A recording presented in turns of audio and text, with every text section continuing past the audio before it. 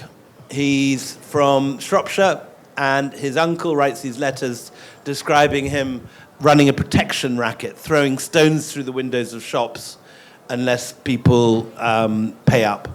And on one occasion, he's even described laying down in front of a gutter and diverting the gutter into somebody's shop because they won't pay him what he wants. And his family quickly realized that, he's not going to make the church.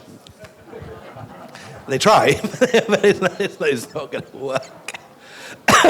And even the law is probably going to be a bit of a stretch for Robert Clive. So they pack him off to India, where he's miserable. He tries to commit suicide. He's not cut out to be a chartered accountant, which is how he starts. And then the French take Madras, and he escapes, and he turns out to have a real military talent. He's never been trained. He's not a soldier. He's not a member of the British Army. But in the fight back against the French, he learns sort of guerrilla tactics in modern terms. He learns to attack during thunderstorms or in the early morning in thick fog or in the rear at night when people aren't expecting him, coming from the opposite direction where they're facing. And he's just incredibly effective at a time in the 18th century when warfare is about diplomacy and chess games and elaborate letters to each other. Clive just goes in ruthlessly and murders everybody when they least expect it. And he is the principal villain of this book. He's a very good villain in that, like Lord Voldemort, he usually wins. He's very effective. And his counterpart in the book, who is the anti-hero of the book, really, is the incredibly charming, incredibly civilized, incredibly good, decent, kind Mughal emperor, Shah Alam, who constantly fails. He never quite wins. He always is never quite ruthless enough on the battlefield. He won't pursue fleeing men. He won't attack the unarmed. He'll always, announce an attack before it comes. And for exactly the reasons that Clive is successful, Shah Alam is unsuccessful. And as Clive goes on to become the richest self-made man in Europe,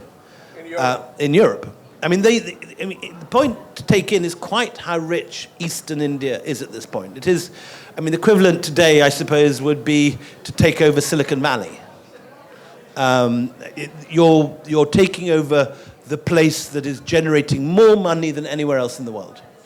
That very small area of coastal Bengal, there is a reason that there is French, Dutch, Danish, Swedish, English settlements all the way up the Hooghly. In that this is like San Diego today or Silicon Valley. All the place where Hewlett Packard, Microsoft, Boeing, and Seattle and Silicon Valley is what coastal Bengal is in the 18th century. And Clive, once he takes it over, is able to access that revenue, and that is the same revenue which powered the Mughal emperors, then goes on to power the company. What's so irritating about Clive is that he is so successful. He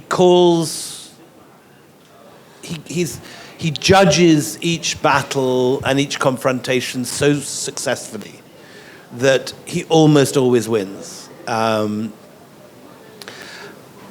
And he, in all his letters, which are very full, he's a very clever man. He's not that he's a dunce. He like all the good villains, he's brilliant. He's also a very good public speaker. He can inspire men. When he's arraigned before Parliament for corruption, and for putting his fingers in the till. He says how in 1757, after the Battle of Plassey, the doors of the treasury of Murshidabad were thrown open. And he said, I could have walked in, the bankers were on their knees in front of me. My lords, he says, I am astonished at my own moderation.